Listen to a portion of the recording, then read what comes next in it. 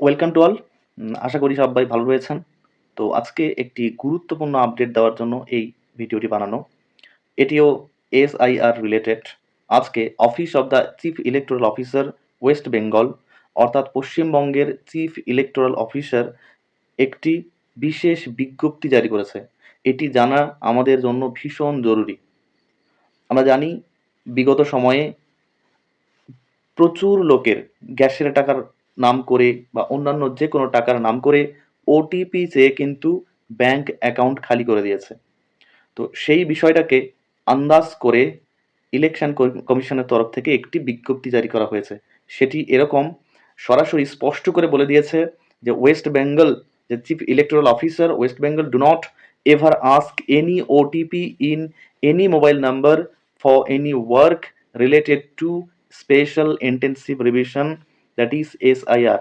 That means যে আমাদের পশ্চিমবঙ্গের যে ইলেকশন কমিশনের যে অফিসারেরা বা তারা এটা জানাচ্ছে যে কোনো রকম এই স্পেশাল ইন্টেন্সিভ রিভিশনের জন্য কারুরই মোবাইল থেকে কোনো রকম ওটিপি চাওয়া হবে না বা ইলেকশন কমিশন চায় না। অর্থাৎ এটার দ্বারা আমাদেরকে এটাই বোঝানো হচ্ছে, যদি কেউ কখনো কোনো লোককে বলে যে আপনার মোবাইলে একটি ওটিপি গিয়েছে, যে আমরা বিএলও বলছি বা ইলেকট্রাল অফিসার বা নির্বাচন কমিশনের কোনো আধিকারিক যদি বলে এবং কোনো ওটিপি দিতে বলে, তাহলে বুঝবেন সেটি ফ্রড। আসলে এসআইআরে কোনো রকম ওটিপি লাগে না, এটি স্পষ্ট করে দিয়েছে। সবাই সচেতন থাকবেন। এর আগে আমরা দেখেছি গ্যাসের নাম করে বা বিভিন্ন রকম এই ওটিপি চেয়ে কিন্তু সাধারণ মানুষদেরকে কিন্তু একদম পথে বসিয়ে দিয়েছে বা ব্যাংক অ্যাকাউন্ট খালি করে দিয়েছে।